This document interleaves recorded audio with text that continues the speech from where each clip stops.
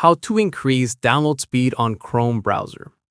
This tutorial shows you how to optimize your Chrome settings for faster downloads on Android.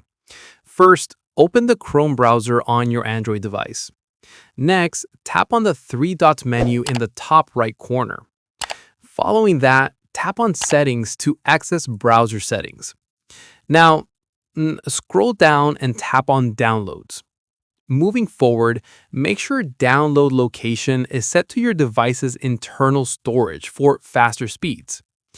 Afterwards, go back to Settings and tap on Privacy and Security. In addition to that, tap on Clear Browsing Data. Once there, select Cached Images and Files and tap Clear Data. Subsequently, this removes temporary files that may slow down your browser. Moreover, make sure you're connected to a strong Wi-Fi network instead of mobile data. Afterwards, close other apps running in the background to free up bandwidth. Then, tap on the three dots menu and go to Chrome://flags in the address bar. Within the flags page, search for parallel downloading and enable it. Alternatively, this feature allows Chrome to download files using multiple connections for faster speeds. Once enabled, tap Relaunch to apply the changes.